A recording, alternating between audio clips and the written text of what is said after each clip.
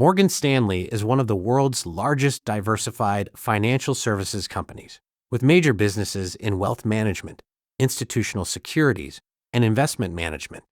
The investment thesis for Morgan Stanley has changed significantly over the past decade. It is no longer simply an investment banking and trading company. Wealth management has become a major recurring revenue engine, while investment banking and institutional trading provide strong upside during favorable capital market cycles. As of the August 20th, 2026 close, Morgan Stanley traded at $207.45, after falling 3.16% during the session. The stock is currently about 10.7% below its 52-week high of $232.25, reached on July 15th. This pullback is important because the stock had previously experienced a substantial rally, meaning valuation and expectations are now major factors for investors. Morgan Stanley started 2026 with a very strong first quarter. First quarter net revenues reached $20.6 billion, while EPS was $3.43 and ROTCE reached 27.1%.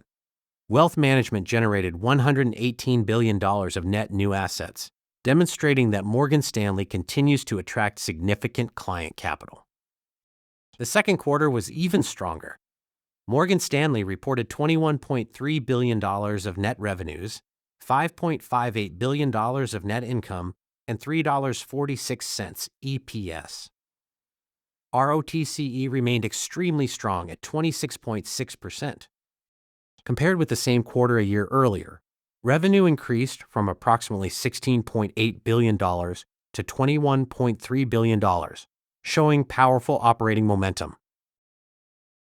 The most important part of the Morgan Stanley transformation is wealth management. The business generated approximately $8.9 billion of second quarter revenue, up 14% year over year, while client assets across wealth and investment management surpassed $10 trillion. This is strategically important because asset-based fees, advisory relationships, and cash balances can create more predictable revenue than pure investment banking activity. Morgan Stanley's wealth management platform creates a powerful flywheel. The company attracts wealthy clients, manages their investments, earns recurring fees, provides lending and banking services, and then captures additional assets as those relationships deepen. If client assets continue growing through market appreciation and new money inflows, Morgan Stanley can potentially grow revenue without requiring proportional increases in expenses. Investment banking remains another major growth driver. When companies increase IPO activity, mergers and acquisitions, debt issuance, and equity issuance, Morgan Stanley benefits through advisory and underwriting fees. The risk is that investment banking revenue is cyclical. A recession, weak equity markets, or high interest rates can quickly reduce deal activity. Therefore, Morgan Stanley's diversified business model is important because wealth management can partially offset weakness in investment banking. Institutional securities include sales and trading, investment banking, and related institutional businesses. Strong market volatility can actually benefit trading businesses because clients transact more frequently and demand hedging and market-making services. The second quarter results demonstrate that Morgan Stanley is currently benefiting from strong institutional client engagement and favorable capital market conditions. Investment management provides another long-term growth opportunity. Morgan Stanley can monetize assets through management fees across public and private markets. The company has also expanded its alternatives platform, which is strategically attractive because private market products can generate higher fees and deepen relationships with institutional and wealthy clients. For a financial institution, profitability alone is not enough. Capital strength and risk management are critical. Morgan Stanley's ability to produce ROTCE above 25% is particularly impressive because it demonstrates that the company is generating substantial earnings relative to its tangible equity base. However, investors should continue monitoring capital requirements, credit losses, liquidity, and regulatory changes. Morgan Stanley has also become increasingly shareholder-friendly. The company announced a quarterly dividend of $1.15 beginning in third quarter 2026 and received authorization for up to $20 billion of multi-year share repurchases.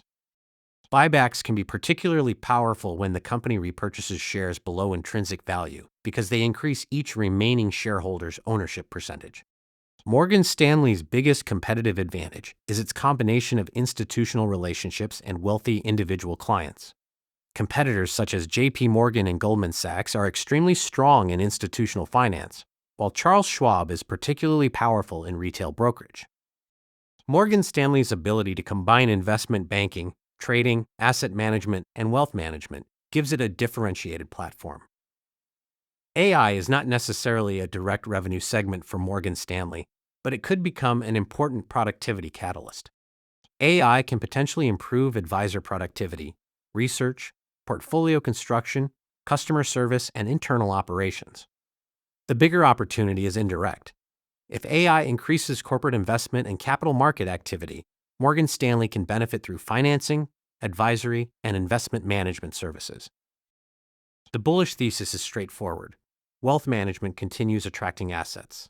Capital market activity remains strong. Investment banking recovers. Trading stays healthy. Operating leverage improves, and buybacks reduce the share count. If Morgan Stanley can sustain ROTCE around the mid to high 20% range while growing book value and earnings, investors could justify a premium valuation. The biggest risk is that the market is already pricing in a significant amount of future success. At around $207, investors should not assume that exceptional earnings growth will continue indefinitely. A recession could hurt investment banking, trading, and asset management revenues simultaneously. Higher credit losses, regulatory capital requirements, weak markets, or a significant decline in asset prices could also pressure earnings. Morgan Stanley should be valued differently from a conventional commercial bank because a substantial portion of its economics comes from wealth management, investment management, and capital markets. Investors should focus on PE, price to tangible book, ROTCE, book value growth, and shareholder distributions rather than looking at only one valuation metric. At the current price around $207, the stock appears much less obviously cheap than it was when expectations were lower. Wall Street estimates vary significantly depending on the source and timing. Recent analyst aggregators show average targets roughly in the $224 to $237 area, with high targets reaching approximately $262. That wide range tells us that analysts disagree about how much of Morgan Stanley's strong earnings momentum is already reflected in the stock price.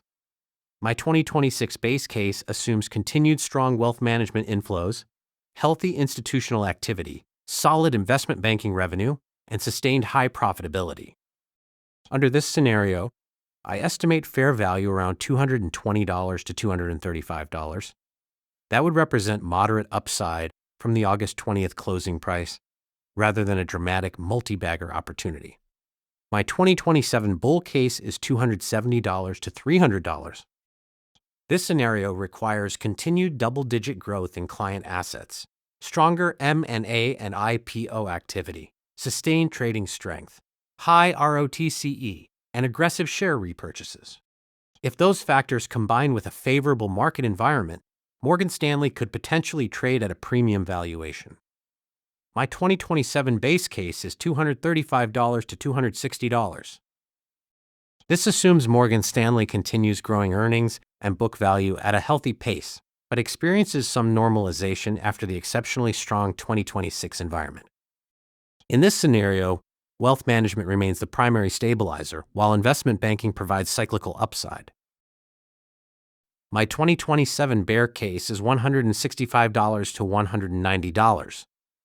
This scenario assumes a major market correction or recession, weaker investment banking, lower trading activity, falling asset prices, and increased credit costs. The stock could also suffer if investors decide that its current valuation is too high relative to normalized earnings. Bear case, $165 to $190. Base case, $235 to $260. Bull case, $270 to $300. At approximately $207.45, the risk/reward looks more attractive if the investor believes wealth management growth and high ROTCE are sustainable. However, The margin of safety is not enormous, so buying aggressively after a large rally would carry more valuation risk. The most important indicators over the next several quarters are wealth management net new assets, fee-based asset flows, total client assets, investment banking fees, trading revenue, ROTCE, expense efficiency, credit losses, capital ratios, and share repurchases.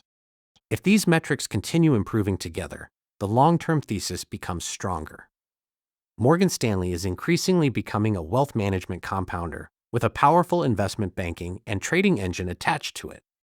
The first quarter and second quarter 2026 results demonstrate exceptional profitability, while the more than $10 trillion of client assets across wealth and investment management create a huge platform for future fee growth. My overall view is bullish, but valuation sensitive. Morgan Stanley has strong fundamentals, a high-return business model, substantial recurring wealth management revenue, strong capital market exposure, and meaningful shareholder return potential. At around $207, I would view $190 to $205 as a more attractive accumulation zone. While above $230, investors should demand stronger evidence of continued earnings growth.